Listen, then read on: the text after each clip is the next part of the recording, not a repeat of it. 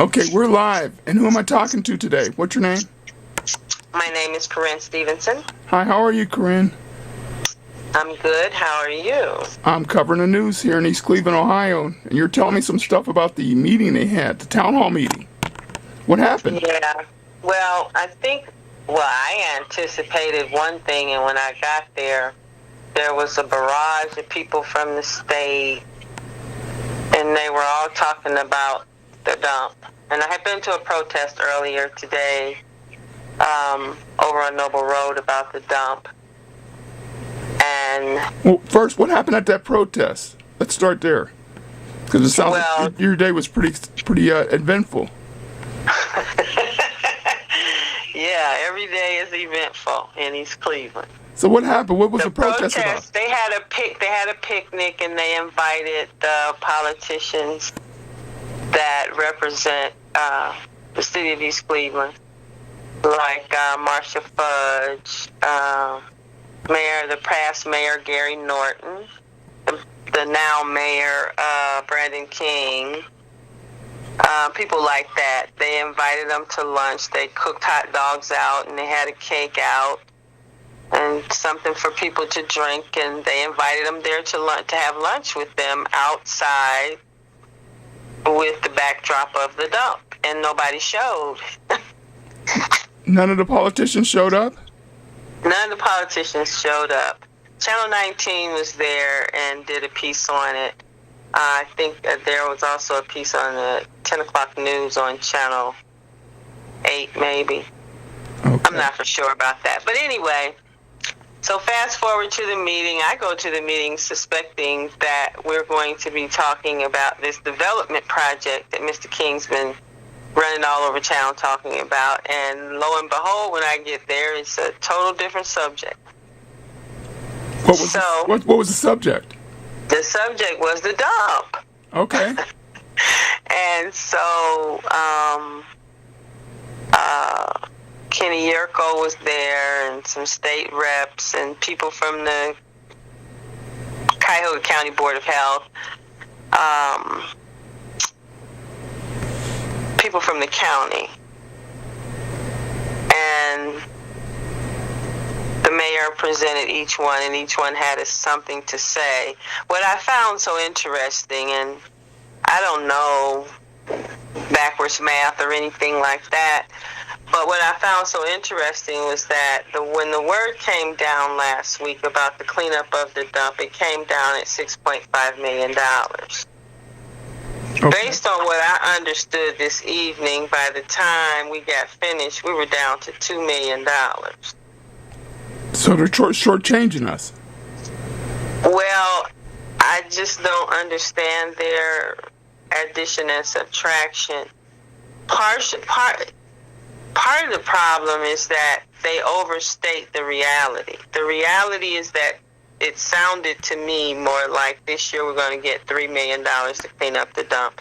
And that $3 million still has to be appropriated because, you know, the state budget year is July 1 to June 30th. So that hasn't even been done yet. That money's not even approved yet. But they added all this money together that's not approved, or it's on the plate to be approved, or a possibility of a law to bring money or something, and they came up to this $6.5 million. That really is $2 million. So there you have it.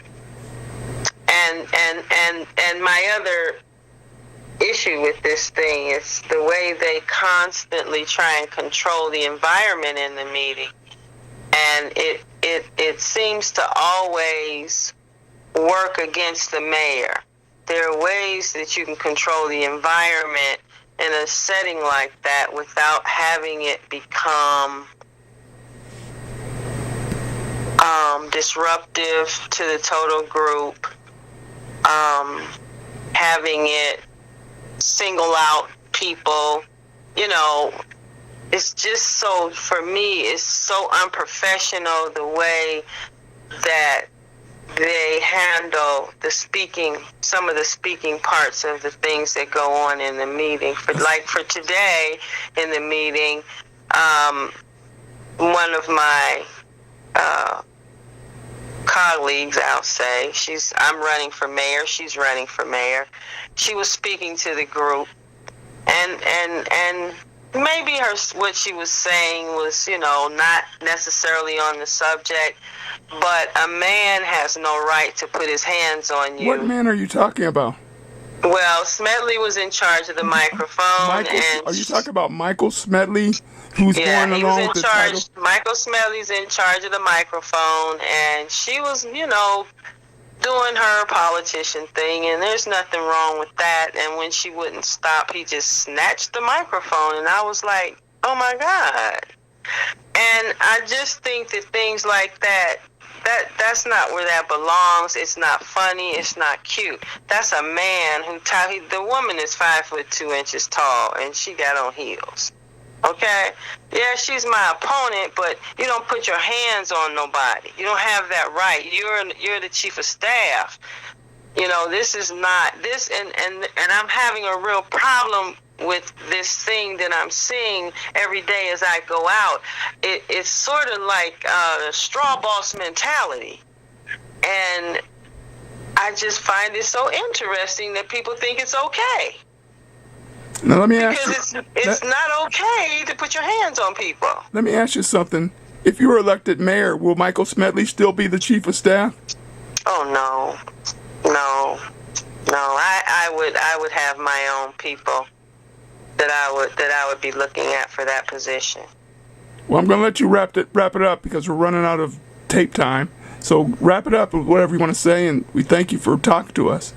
Well, I just wish that the mayor would take a look at some of the things that his staff is doing realistically, and look at them not based on my opinion or anybody else's opinion. Look at them based on the law.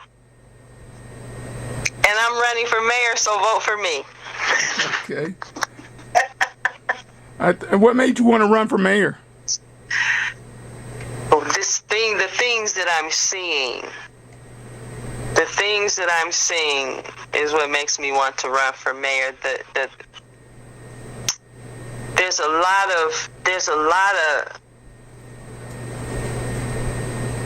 of things in this city that appear one way, but when you really take a close look at them, they are totally another way. And there are people in this city who are responsible, who are not stepping up to the plate. So we can't exist in no man's land forever. At some point, we've got to snap out of it, come out of it, get out of it. And so we need some people that are going to be willing to work to get us back to where we need to be. And I've never had a problem with some real work that results in some positive change. Well, thank you for talking to us. Thank you.